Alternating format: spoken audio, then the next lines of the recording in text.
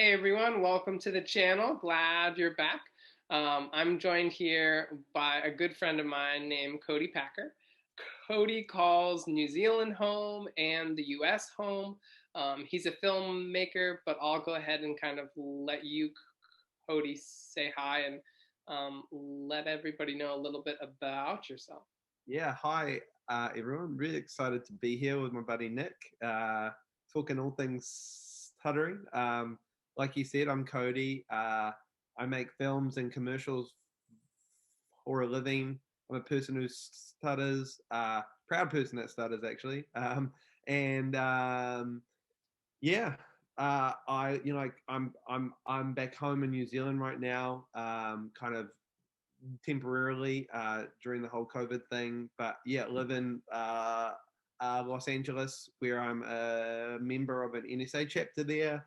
I have done some work with, in America and Australia, which has been really rewarding and lovely. And yeah, I've been doing some talks online for teens and adults. I've just recently started my own kind of workshop with an SLP, Heather Gross, which is like a mindfulness kind of merge with stuttering.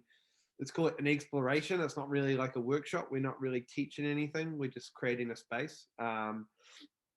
Yeah, and outside of that, I love movies, love a cup of tea, love chocolate, all those good stuff. Yeah, that's me. What's your favorite movie, Cody? Or is that too hard of a question? Ooh, I would say if I was to just say like one movie that really like blew my mind and kind of wanted, well, there's two actually that got me to kind of be like, oh yeah, this is what I want to do. Would probably be The Shining by Stanley Kubrick, and this other movie called The Diving Bell and the Butterfly. It's a French movie, and it's incredible. True story. And after I watched those two movies, I was just like, yeah, this is what I want to do. For it's not even a job. It's like I just get to play. That's so awesome. Yeah, I feel the same way about being a speech therapist, and like especially working with people who stutter. Like it's hard work, but I feel like I'm constantly learning, and it feels so good to. It's nice to do something I enjoy. Yeah. It, Um, it kind of just yeah. I don't know if you're gonna do something like probably over 1 million hours of your life, you might as well like make it you really enjoy, and that like makes your heart beat, makes you wake up in the morning being like, yeah, you know what, I'm gonna go out there and do this. You yeah. know. I think I've seen the diving bell and the butterfly, right? Oh, cool. That's what it's called. Yeah. Yeah, but You- I've never seen the Shining, but oh, of course I know about the Shining, so I'm gonna have to watch it sometime soon. yeah, watch it on a cold winter's night in the dark, and that'll really get the spooks going. Yeah, I feel like we're kind of going off on a tangent here, but I gotta ask you because you're like in, you're in the film world. But are you watching any shows right now? And like with the pandemic and everything, right? I know New Zealand, as we've talked about, is a different world right now with COVID and all compared to a lot of other places. But so right, like, what's your show recommendation right now? What are you watching? To be honest, I actually right now have been just watching a lot of movies. Okay, yeah, Shows. I think the last TV show I watched was ooh. I think I rewatched an HBO show called The Leftovers, which is like my favorite show ever. And I also did the last season of Succession because I was behind. Oh, actually, you know what? Sorry, the last TV show I watched was Normal People, and that no, was really, really, really good. Holy smokes, it is good. Good. Yeah, it was excellent. yeah, I don't know who has it in the States. I think maybe Hulu, but it's okay. really, really good. It's really sad and really, honest and realistic, and yeah, it's Irish. I think it's a really nice show. Okay, cool. Yeah, I've recently stumbled upon a show I've really been enjoying called The Expanse, which is like a sci-fi show. I've Um, heard of that actually. Are you yeah, enjoying it? Like, is it kind of like old nostalgic sci-fi? Is that why you're enjoying it, or is it like a modern kind of thing? it's pretty modern, and like I've heard it talked about as one of the more like realistic sci-fi shows for Cool. sci-fi, right? And then everything is futuristic, but and it's a current show. So actually, a new episode comes out or came out today. So after this, I'll probably go watch that. Love But yeah, all right. Enough of sci-fi, Cody. So tell us a little bit about your story, or yeah. So you're a person who stutters, and yeah. So share a little more about that identity. Yeah, I guess so.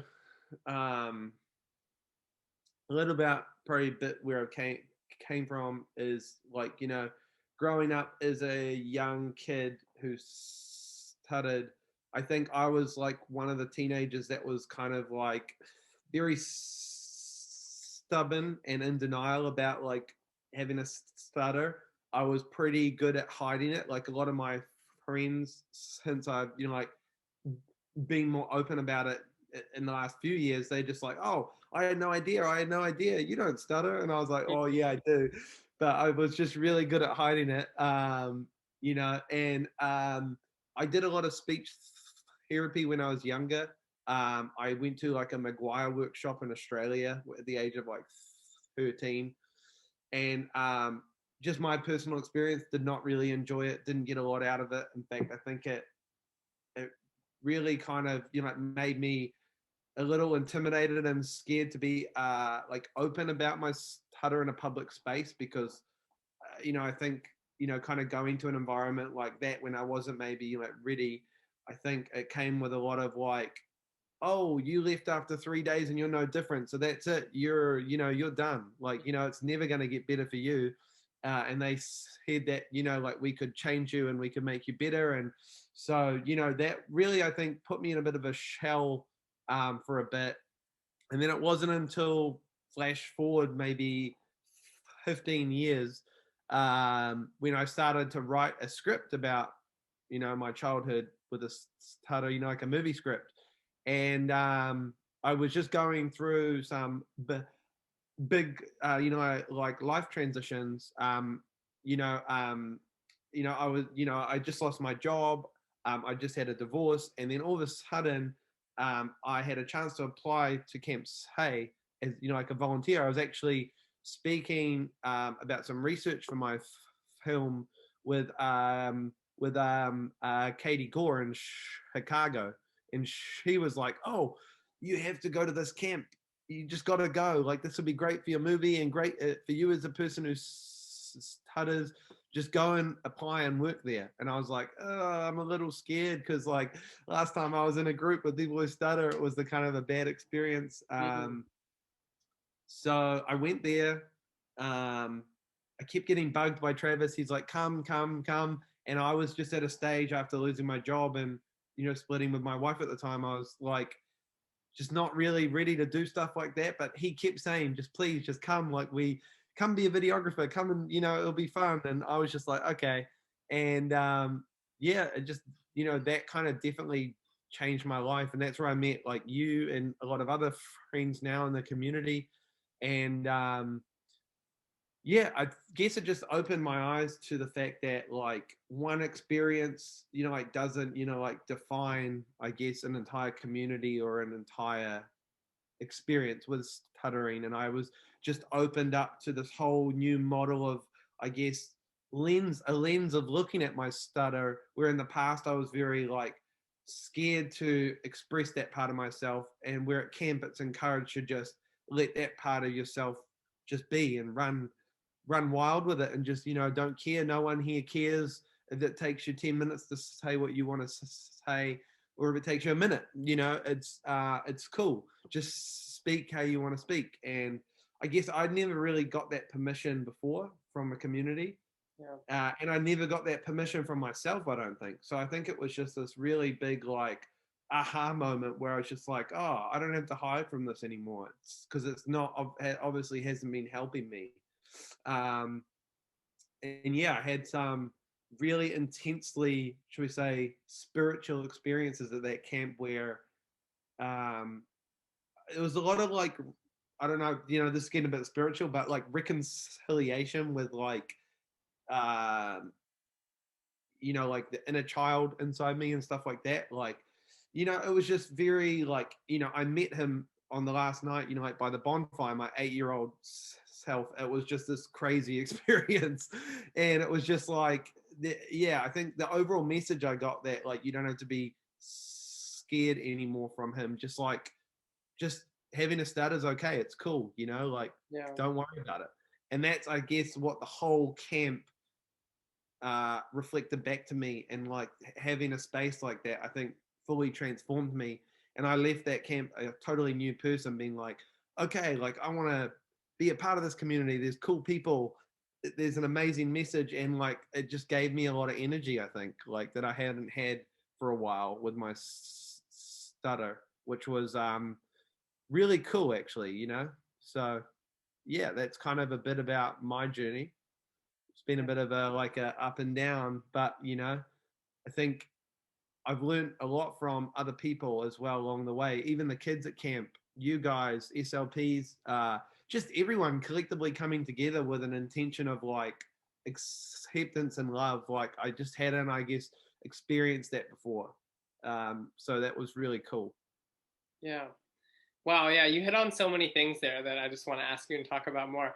Um, yeah. Right. I think you're so right. I think when it's really important and like helpful for people who stutter to be in a place where stuttering is okay, right? We're told in society at large that stuttering is not okay, right? It's stigmatized and you're dumb or you don't know you forgot your own name, right? Or the list goes on of what other people may think or say, or and arguably more powerful, what we are afraid of and what we think other people might be thinking or what we think other people might say. And so yeah, I totally agree. Like when you're in a community, whether it's a camp or a clinic or just like friends who stutter, right, like that is so powerful. And I know for like my own experience, I didn't experience a community like that until college. Oh, And wow. I wished I had experienced something like that earlier. And Cody, it sounds like was your kind of first experience in the community where it's okay to stutter at Camp Say, or Yeah, it yeah, definitely was. And I think that's why it really hit me so much, is because like you said, it was this kind of like, it was like a coming together of all these like, like you said,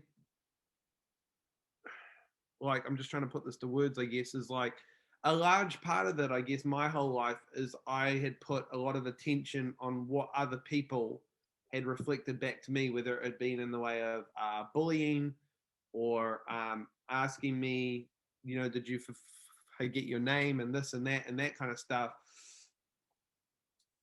But what I think I realized at camp on top of that too is that I allowed those experiences to live on.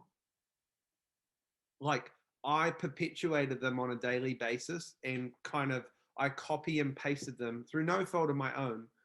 I copy and pasted them onto like new experiences. So if I was like going to meet a person, or if I was going to interact with a person, I would actually recall these memories and experiences, and I was actually perpetuating them. I was saying, well, it's happened once, it's going to happen again.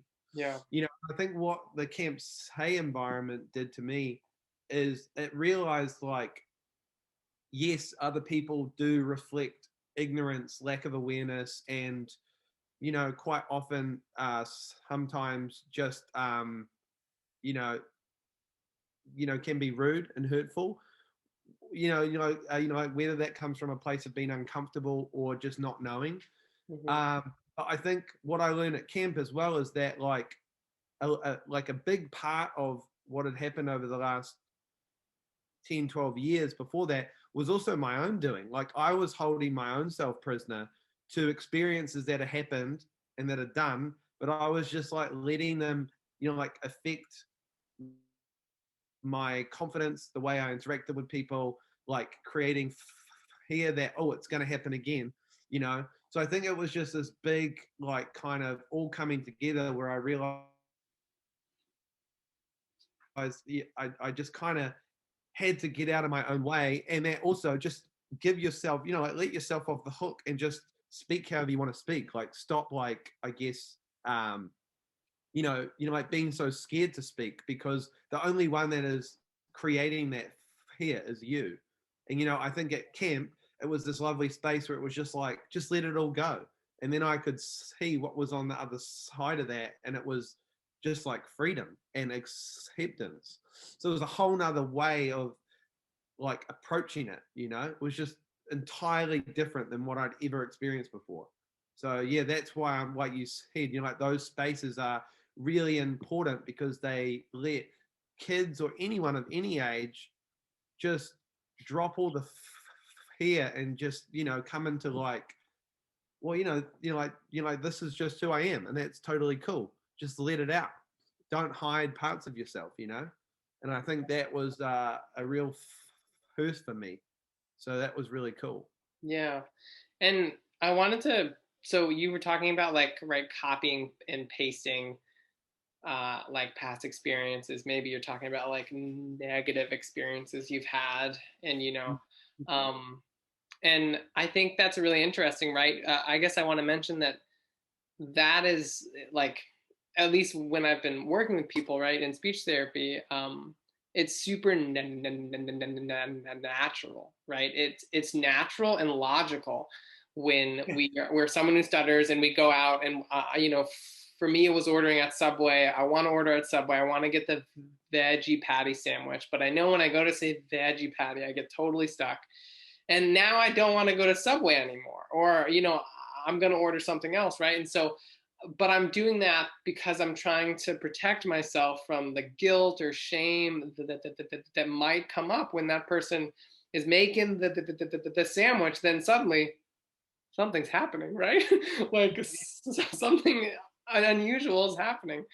Um, and so, yeah, I guess I just wanted to say that, like, from my opinion, that seems like really natural, and it seems like it's unnatural to do the opposite, to do the thing we fear and be like, forget it, right? I'm gonna stutter and show people I stutter, and maybe even identify and talk about stuttering, um, in a way that's super open and forthcoming, where it's like, yeah, that's just part of who I am.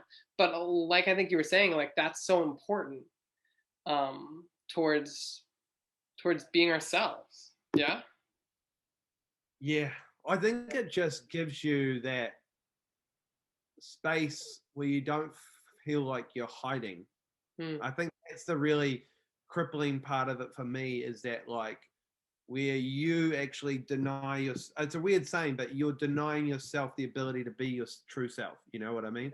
You're like hiding parts of yourself to protect yourself. And what, like you said, it's completely natural. Like our bodies are wired, our brains are wired to protect ourselves from fear, guilt, shame, embarrassment, you name it, Yeah. Um, and so it's an entirely natural thing, which is why, I never looked back on it and said, oh, you were bad for doing those things because I wasn't. Like, that's all I knew how to do. Yeah. Now with what I know, I approach things a little differently. I mean, there's still days where I am still, let's say, scared of kind of coming out of my shell, but it's around fewer and fewer people. But it's like, I want to reiterate, it's a total ongoing journey too. There's no like, it's like every day is like you're learning new things about yourself, and it's like this kind of slow evolution. There's no real rush to get anywhere because it will always you'll always be learning stuff about yourself, you know? Yeah, yeah. And Yeah. I talk a lot with folks about like their fear hierarchies and how like scary something is or how easy something is, right? And how that is constantly changing for people, right? So like it sounds like from the community of being at Camp Say and being in the community where it's okay to stutter and valued, right? That almost like gives us the confidence, or being in any community like that gives us the confidence to go back out and be like, okay, well, like maybe I can show some stuttering in front of this person, and right, like maybe after being in a community like that, that whole fear hierarchy might readjust or move around. Um, yeah. I actually I was interviewing people in New Zealand the other month for a piece. So it's a video piece that's coming out in about a month or two. So I interviewed a number of young teenagers who stutter, Mm-hmm. um, and a couple of 3 or 4 adults as well. We created an awareness piece with an organization in New Zealand called Start.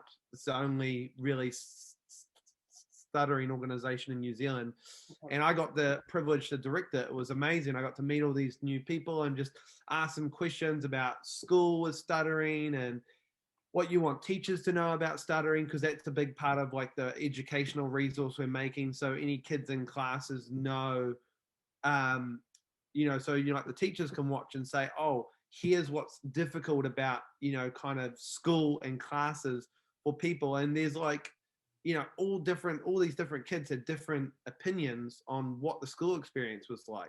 Mm-hmm. um, but I did talk to one lady who was an SLP and a person that stutters as well, and we were talking about shame and fear and stuff like that was stuttering. And she was telling me an amazing story how when she was training to be an SLP, she had to go out with all the SLPs and do, like advertisement activities.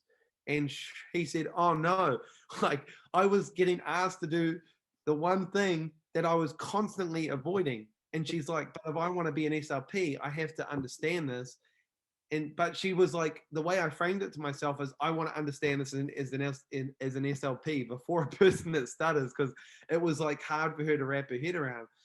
But I think what was amazing with her story, she went out and did, I think, 13, 14 advertisements over a couple of days on the phone and in person. And she said what she realized was that before doing it, she thought every single person would not give her the time of day or would react negatively. And she said, out of everyone she spoke to, she said it was an amazing activity, because what it did is it showed me that like 80 or 90% of the people actually just gave me the time and actually just were okay with me stuttering. Sure, one or two of them were a little uncomfortable, but they didn't comment. They didn't, like they didn't criticize me. They didn't. And she said it was a huge thing for my brain, because my brain was hit to like a negativity bias. But she said the activity actually showed her the opposite, and then her brain found like a comfort in that. And then all of a sudden, it was like it wasn't that scary anymore, because she'd had positive experiences. And I was like, wow, that's a really amazing way to look at it. Like through the advertisement, you actually, like, your brain had the ability to like rewire and relook at the way you put yourself out there because of what you got put back, Yeah. and also in the way that you did it. She said, well, I had to go out there and do it confidently too. She's like, that's the one thing I wanted to do. And so I just thought that was so interesting. Obviously advertisement's a tricky one. It's like a very like, you have to be in a very, I think you have to be in a particular, like relationship with your stutter to try advertising. But I just think, just as a story, I thought that was really cool how it just completely changed her brain from, anticipating the worst to experiencing an actual, I thought that was really cool. Yeah. And just so everyone knows, when Cody's talking about advertising, right, they're talking about anytime like you disclose to someone else that you're a person who stutters, and commonly people will do that by either saying I'm a person who stutters, or just stuttering so much openly that it's just quite obvious. Are kind of Yeah. common ways. But yeah, and I love that you bring up like this unexpected reaction. Yeah. I think it's kind of a nice segue into your PSA. Yeah. There's an unexpected moment or reaction in there, which we'll get to in a little bit. But Cody, why don't you tell us kind of where your PSA came from, and then we can show it, and I have some more questions about it. So basically, it just came from desire to create something authentic. I hadn't. There's been very few things I've watched, whether it be in, you know, um, um, mainstream films, other entertainment that like, I just haven't really seen. Like even the King's Speech to me, I was like, that is cool. I didn't really personally get a lot. I didn't get a lot out of that movie. I felt like it was quite sugar coated, and it definitely had a message of like people will only listen to you if you're fluent. I get he was a historical figure in that, but um, I had no problem as well with the film. Like it just really didn't resonate with me. So I just had a burning desire, I guess, to create something that I thought maybe was that like encapsulated the psychological side of stuttering. The build up, the anticipation, the tension to it, the and then you know getting to the point where you put it out there and you're not sure what's going to come back. And yeah, so I guess like my intention with that piece was just to make something where more people could look at and say, I see, like myself in that, the girl, the experience, whatever you want to say. But it was kind of like loosely based off an experience or two that I had in school as well, growing up. So I kind of just put a lot of that into it as well. And I just really also, my intention was I wanted a message, like without it being a sympathy story, I wanted it to provide an example of people to show that even a small gesture can make a huge difference in a person's life, whether it be stuttering or just offering a random stranger kindness and acceptance for who they are, regardless of how they are. I just wanted to show, I wanted it to be an example so people could look at it and say, oh, well, that's actually really simple. And that made a huge difference for her. I believe you have to show the example if you want to create action in other people. So that's what I really wanted to show, kind of, depict with this kind of piece, as well as making it authentic to the stuttering experience. So yeah, that was kind of my goal, and I just kind of made it. It was fun. It was really challenging to make, but it was also really a cool journey to be open about it on set in front of all the crew. And the girl that was in it, she wasn't a person that stutters. She just was a girl from the high school drama class, and she auditioned and she just absolutely hit it out of the park. And she was so curious, and she was listening to me stutter and asking me questions, and we had this really cool like kind of relationship where she just wanted to do it justice, and I think it really came off. I think she did an amazing job. So yeah, that's kind of about the piece. Okay. Yeah. Wow. Okay. Without further ado, let's play it here.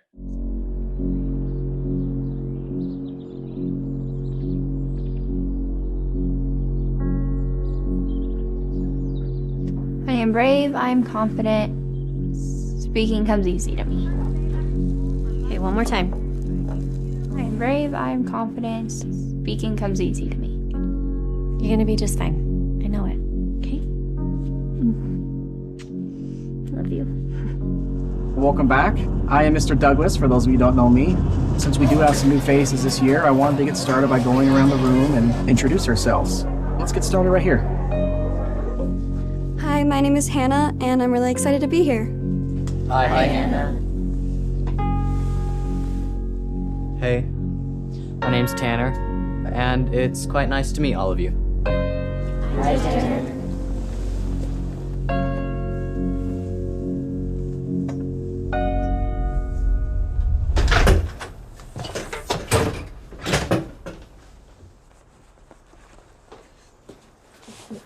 Hey, honey. How was your first day? It was good. Great. Do you want to tell me all about it? My name is it's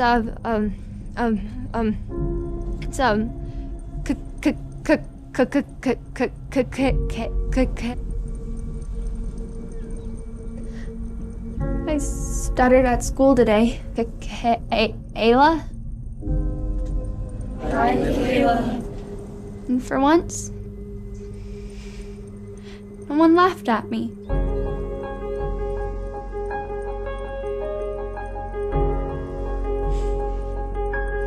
Proud of you.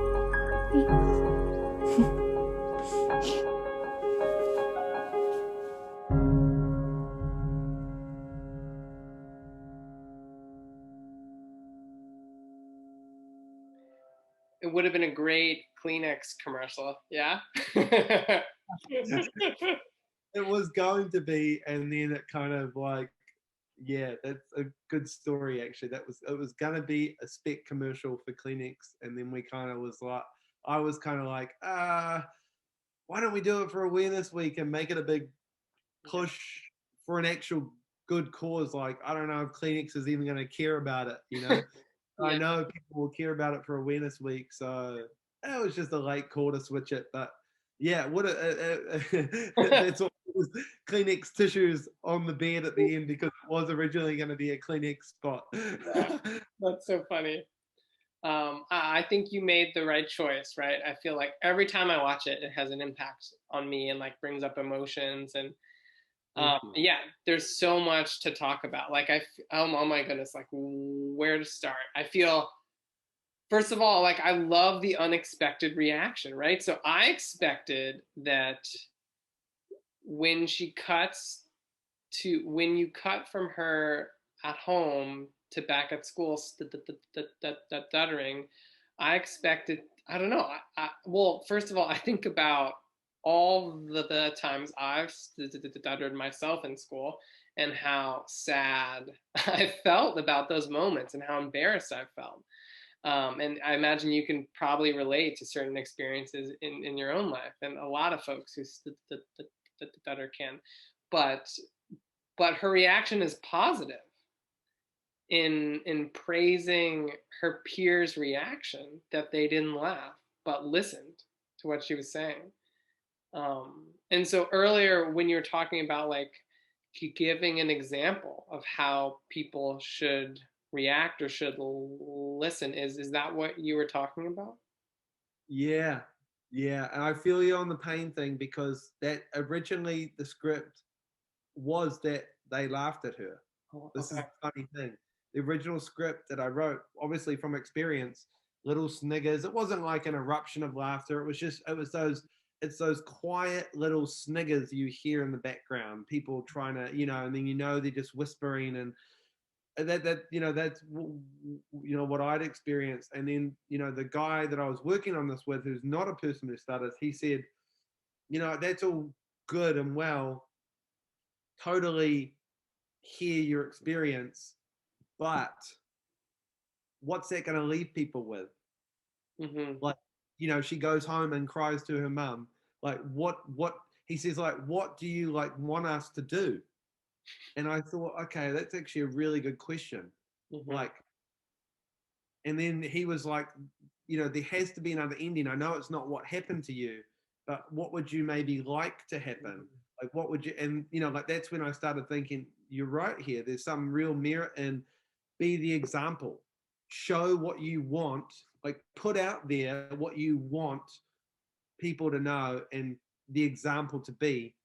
So then like people can watch it and it can have that impact on them and say, wow, all they did was listen to her and it made her day, obviously, you know. So I think it was just that really subtle switch, and I had to probably put a little, I would say, of my ego aside, and because I really wanted to convey what I'd been through, but it actually would have been counterproductive to, I think, what I want to put out there as a message to the wider community. And so I think like that's what it came down to for me was, excuse me, I'll just shut it down. Was, do you want to just show what's happened to you, or do you want to actually, you have an opportunity here to be an example of what you want others to be treated like, and others to how others could act. And I think like I'm so glad he asked me that question, because I think like you say, it really added a nice little twist in there at the end. I think it's perfect. Right, because you are teaching peers how to respond by just listening, and it's easy, right? And I think, sorry, I'll just add, and empowering the person who stutters above that to just be who they are. If that's how their name comes out, beautiful, absolutely beautiful, and also like, so I think that comes before whatever the outcome is. Obviously, I'm there with you. If the outcome is laughter and you gave it your all, at least you gave it your all and you stuttered and you were yourself. Obviously, that's not the outcome you want, because like that sucks and it hurts and it's really painful. I've been there myself a number of times. But you can actually go back and say, hey, was I myself? Did I hide any parts of myself? No. And then quite often you're actually going to get reactions where people will be more tolerable, because they'll just be like, oh, well, that's just Nick, or that's just Cody, that's just how they are. And so but I think the empowerment comes before the outcome. She had to, in the video, obviously stand up and have the guts to say, just stutter in front of everyone. That takes a lot of bravery and a lot, so I think, I think it was about giving power to the person that stutters too. And also quite often what I get frustrated in is with other examples is that people who stutters victories come dressed in fluency. It's like they go from person that stutters, and then it's like this little story that gets to them being fluent in front of the class, and everyone's like, yay! Which, great, like that's cool, but that's not the message that I want to spread. Like, I want to spread the message like people who stutter should be listened to no matter how they sound, no matter how long it takes for them to say what they want to say, because it's what they're saying is important, not how they're saying it. I think that's a really important distinction. Yeah. And you're so right, that overcoming narrative is so present, right? I think of the US's president, Joe Biden, right? He talks about stuttering as something he's overcome. I recently watched the show, can't believe I'm admitting this on our YouTube channel, but the show called Bridgerton, which is a fun show. And right, spoiler alert, there's a character in it who stutters as a child, but right, it's an overcoming story. And I love that in the PSA, it's not an overcoming story. It's a lot of things, but you're showcasing a girl who stutters, who just like you said, is standing up and saying her name and stuttering through it, and that's okay, because that's how she talks. And Cody, I wanted to mention, I don't think, and it's really interesting for me to learn, right, that you were thinking about, or wanting originally, for them to laugh to a certain extent after after she's saying her name. And right, I get how that would like hit home, right, with probably most of our audience and many people who stutter. and also maybe for people who don't stutter but have some other difference or thing that society doesn't value. Um, and but even without that moment, right, I feel like there are so many moments for me where I connect and almost feel her fear, right? Like in the car when she's reciting her mantra about, I think it's like, I'm brave, I'm confident, something like that, right? I think about when I was a kid trying a mantra and it not helping, right? But I'm so afraid going to school. I will try anything. I'm going to read the sentences that all the letters start with B, and I'm going to recite my mantra, and fingers crossed I don't stutter, but darn it, I normally still did, right? And when each kid is going around and saying their name, right? And I almost in I don't know if this actually happens in the video, but I picture her like looking at each kid, and I think maybe there is a scene, you could tell me, there is a scene where she's looking at the kids and right waiting in class for your turn to talk, right? Like all of that, whoo, like goosebumps, right? We've both been there.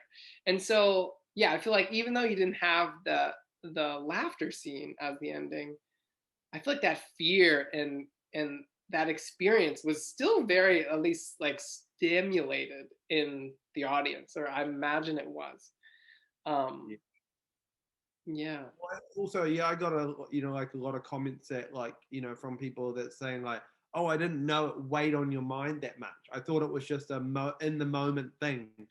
And I think that's a lot of the side of stuttering, it's kind of behind the curtain. People don't tend to see unless it's like family that lives with you, especially when you're a kid. I think it's more heightened and magnified when you're a kid.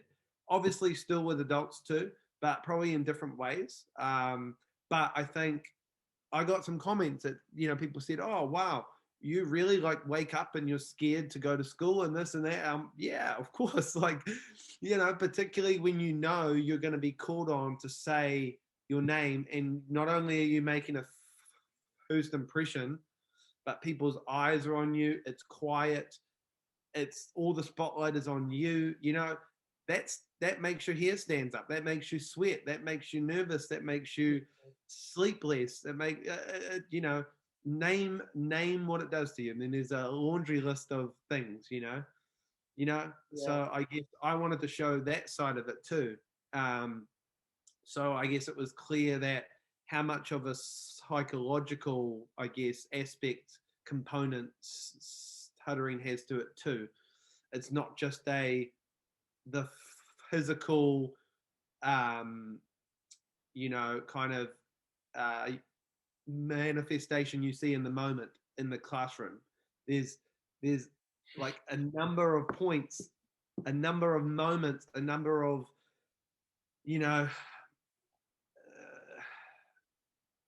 I guess, anxieties that led up to that, what you see in a classroom or Yeah. anywhere. Yeah. Yeah. So, You're so right. And it's funny, like we're talking about it and we're like, oh yeah, of course, like, waiting in class, mantras, like driving there, right? All of that for us is like, of course that's part of the experience, right? But I think it's really astute to talk about and think about, well, yeah, like for fluent speakers who don't stutter, right? That experience isn't really portrayed in film and media that often. yeah. And it isn't, I feel like now there's a lot more young people and people in the stuttering community who are talking more about stuttering and getting the lived experience out there more, kind of like what we're doing right now.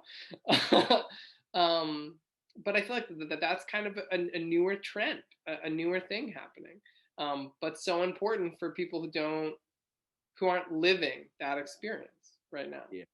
Yeah. Oh, 100%. I would agree with that. Absolutely. And it's weird that you bring up the mantra thing as well. When I was younger, I actually had one of the ladies I went to see. I think she was like kind of a hypnotherapist. I remember she actually recorded a tape for me to listen to every night before I went to bed on on my little cassette player. So I'd like put my headphones in and I listened to this tape, and it was her voice saying like, it was just like, speaking comes easy to you. You're walking down the street and you are speaking to all the strangers very easily. And I just remember being like, I hate this. I can't listen to this because it's not true. Yeah. Yeah.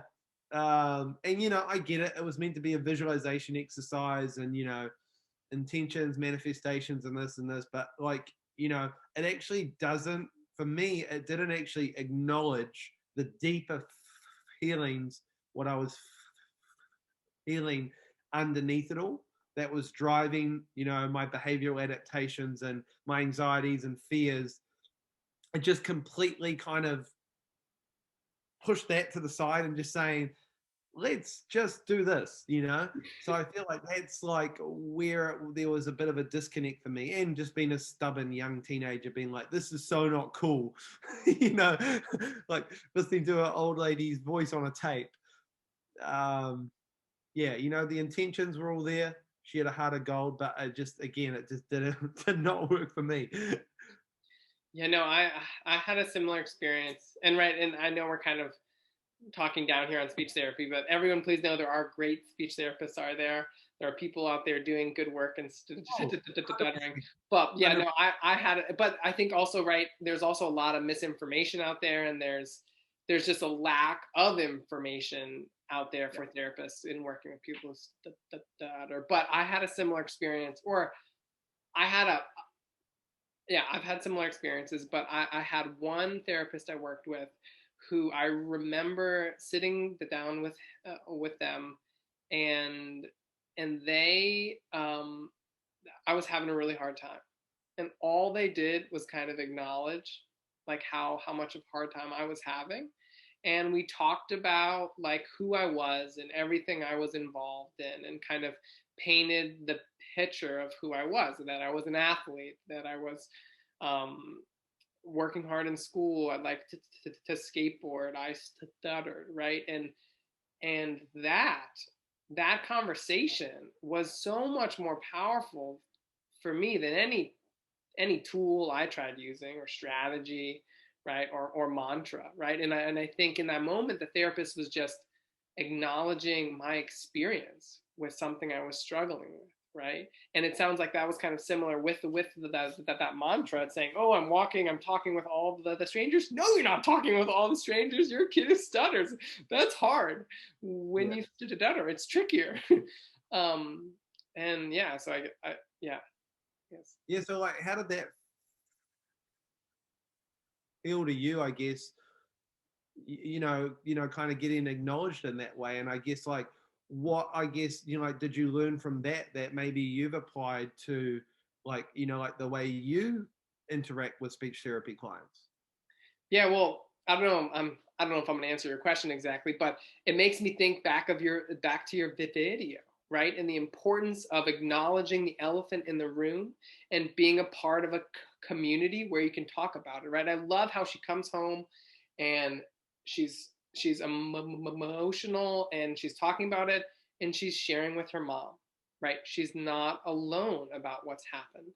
And I feel like, oftentimes stuttering can be something in families that isn't really talked about because it's hard to talk about it, because it can be hard for that person. And so I think, I think what I've learned from working with folks is just that you meet them where they are, and you're real and authentic with them. And if they're struggling or in pain, you kind of sit with them in that discomfort, and you acknowledge that that's a really normal part of life, and a normal part of being, well, not I want to say a normal part of being a person who stutters, because it can be hard to be a person who stutters at times. Yeah. Yeah. Oh, 100%. I mean, it's still, I still get tested by days too, like that's just the truth. And I always will, it's like what we experience is constantly in flux, I think what I've really learned in the last 2 years since kind of like being throwing myself into the community and meeting lots of people and learning from their experiences and being able to share mine and have other people's experiences reflected, is that like a huge desire for me as well is to get rid of the labels good and bad around stuttering. That's been a really like, oh, like you've had a good day or you've had a bad day stuttering. Like, what does that even mean? That's such an over conceptualization from our minds that wants to compartmentalize something into a standard by society that is what's it measured against. Like, that's just nonsense to me. Like, you know, if say like, you know, for example, when I was growing up, if I was having a day where I stuttered less and a person said, oh, wow, you're doing really good today, that didn't make me feel good. That made me feel like, oh, you're telling me it's more comfortable for you today because I stuttered less. That's what I'm getting out of that anyway. You know, that's what I got. Whereas what I think really needs to happen is that labels good and bad just need to go, and it just needs to be stuttering just is. If you're having a day where you stutter more, that is just like, you need to meet that person with just as much love and compassion as they are when they're stuttering less, and give them no more like, oh, good, like, good, you're stuttering less today, and on the bad day, like, oh, I can see you're having a really, really bad day. Just hang on in there kind of thing. Like, you know, I think like the labels good and bad only kind of feed into the shame stories of like, you'll listen to me when I stutter less, and it's more uncomfortable for both me and you when I stutter more. And I just think it's kind of counterproductive to actually accepting the stutter in its wholeness, and that it is going to fluctuate. Like, that's just a fact. You're going to stutter more on some days and less on way other days. Mm-hmm. Yeah, you know, I have people say to me all the time, oh, did you realize you didn't stutter at all today? And so what's your point? Like, you know, what, you know, I always ask, like, what, you know, what's your point? Oh, well, you know, like, good on you. And in the back of my mind, I'm like, what does that even mean? Like, what, you know, it's a real confusing, you know, and I just really, I think labels around stuttering is the thing that I really want to destigmatize, because they don't actually help anyone.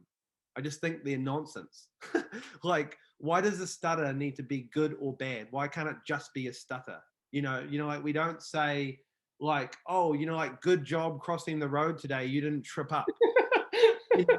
Oh, you know, you stumbled crossing the road. Oh, you must be having a bad day. You're all right. You know, it's just, you're crossing the road, for God's sakes, you know? Yeah. So why is it any different when we're stuttering? Like, you know, it's, so I just think it's just so counterproductive to accepting it for both the person that is with the stutterer, person who stutters, and the person that stutters themselves. Because then it also individually gives you empowerment to not say, like, if I'm having a day where I stutter more, there, you don't have to beat yourself up about it. It just, if you say the only certainty is that I'm gonna fluctuate in how I stutter, then you've stopped measuring it. It just, you can just let it be, you know? Yeah. I think, like, and that offers a lot of like, and then it also helps to show, you know, the people around you that you don't want to call it good or bad. You know, it's just, I just think for me personally, I think that's, and you know, I don't know how you feel about labels as well, but I'd just be interested to know what you think about like labeling stuff when it comes to stuttering. Yeah. What a great metaphor, that metaphor of tripping while crossing the road versus just walking across the road, right? I love that that sometimes when you walk, you trip or you bump into something, or maybe you have a broken leg and one leg just moves a little differently than the other one. So what, right? Or you You know, stepped on a stick. you didn't see and you stumbled a little bit. Yeah, what a great metaphor. I think it, yeah, I think it relates. I think it relates in a way back to what we were talking about being in a community or a space, right? Whether that's a camp community, a therapeutic, space with a clinician, or even just in your family, right? If you have a space where it's okay to stutter, I feel like that space or that feeling can be a precursor for beginning to kind of take away that bad day, good day, that dichotomy. I totally agree.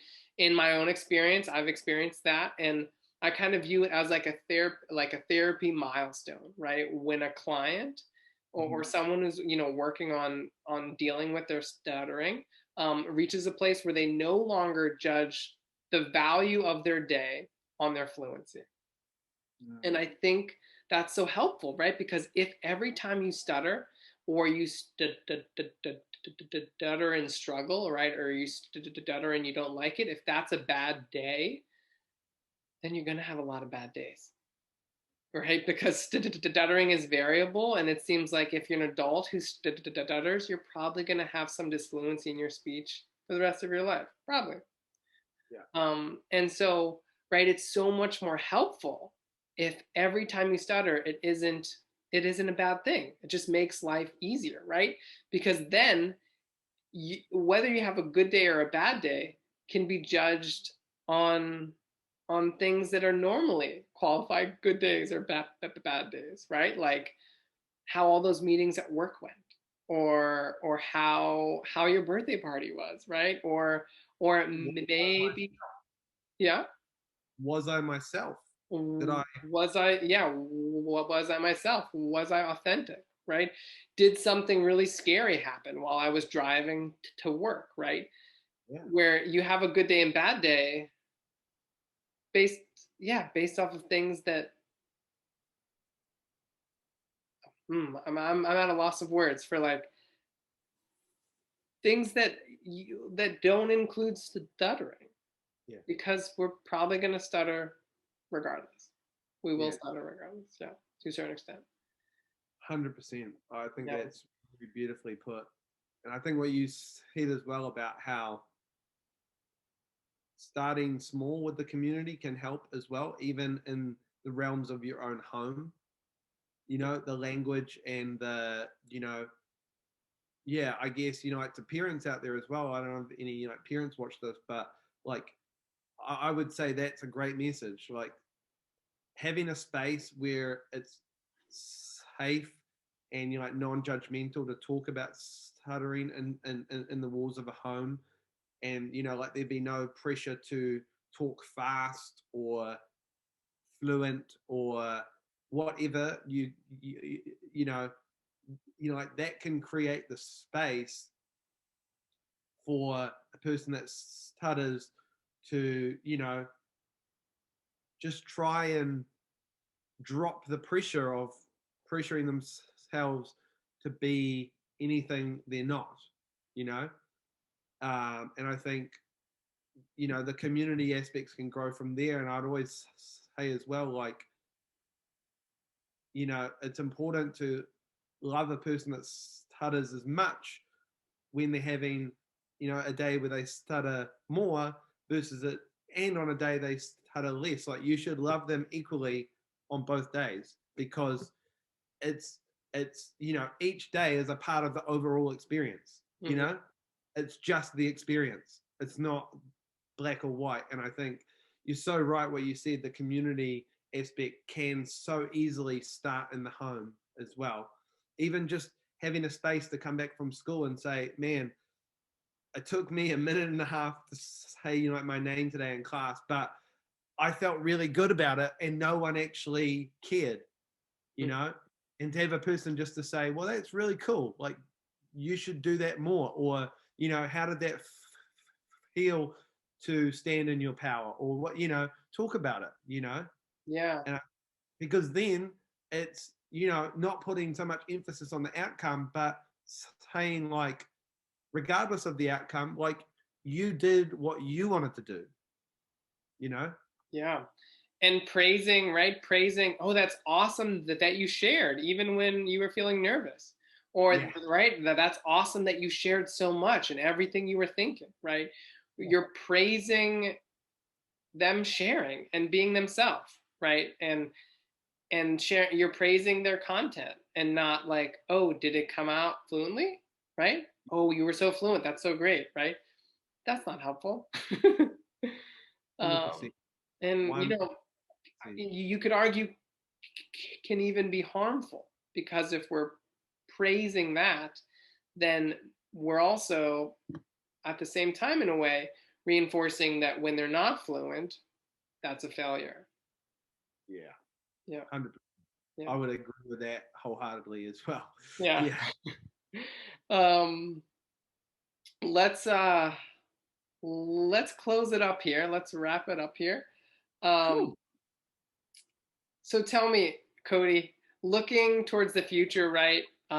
What are your hopes for right, the like the world is, I feel like, more aware of stuttering now than it has been in the past, with Joe Biden, with there's a lot of like young people who are involved in being more vulnerable and honest and straightforward about stuttering. Like, what are your hopes for the future, either like as a whole or for your own career in filmmaking and the work you've been doing? Um, so I think on two levels. One level, big ambition of mine is to make a big film on stuttering, which I'm just rewriting at the moment. Uh, I want to get a big film out there that's kind of a big encapsulation of the experience of stuttering, like on a much bigger level than, like the PSA. Um, and Yeah, it's gonna be a kind of like a coming of age story, like a boy at two different ages, like one when he's like 12, like trying to navigate high school, and one when he's, having a kind of opening experience like I did at a camp. And it's just kind of gonna be contrasting the two and saying like, look how big the stuttering experience is.